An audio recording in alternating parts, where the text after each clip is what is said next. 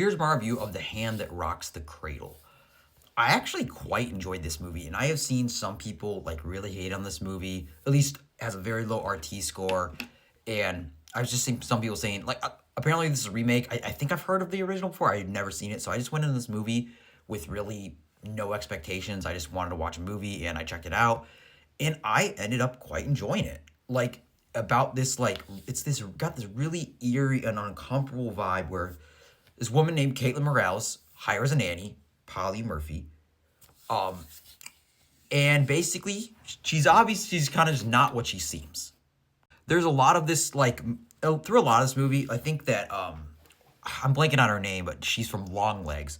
But Polly, like she just has this very almost tenderness with the way she like talks to everyone else, way she talks to Caitlin and to just the whole family, but it's in such an eerie and uncomfortable way, and you can tell like she's almost just hiding something really sinister, and it's just a very great performance, which is I think why I was able to enjoy this movie. Is just all the performances I think were great, and you could tell through this movie that she's just slowly like going crazy, and I thought that she did a great job, and she's such an uncomfortable character to be around, and it just allows for this movie to be a very eerie and unsettling, not necessarily super scary, but just a creepy, unnerving movie, just kind of perfect for the Halloween season.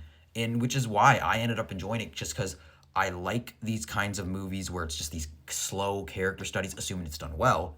And I personally found this to be done well, and I know a lot of people actually have not. But I think that it takes a simple premise and just allows it to be so unsettling with this really just the dynamic between Polly and Caitlin. As you could see how Caitlin just wants to get her out, and like she could tell that something's wrong with Polly, and like her husband just doesn't see it. And that is one of the big problems with this movie. It has like a classic like stereotype of like, I swear, like there's in all these movies, like a lot of horror movies, the mom's talking to her husband, and then she's like, "Don't you see what's going on?" And then the husband's like, "I think you're just overreacting." It's so dumb. It's been done so many times, and it's really not done in a fresh enough way, I think, to excuse it here. It's still very like overdone. This particular trope, I thought, was kind of just silly and annoying. But I mean, the movie itself, I ended up thoroughly enjoying. And even like in instances where like Caitlin and Polly are like together, like just the one-on-one interactions, like when they're in the hospital together for the baby, it's just filled with such eeriness because you could tell Polly, like, she has this caring, soothing voice, but at the same time unsettling. It just is like this perfect blend of like caring and creepy, which is why I think it works. And you get some more backstory about her. We find out like why Polly is the way she is, why she's kind of insane, where she experienced like her whole family basically burned alive, and it probably gave her some major PTSD. And I think there's even some hints that she might have done it, but maybe I missed that part. But I thought that it was well done. Like, you understand why she's a psychopath.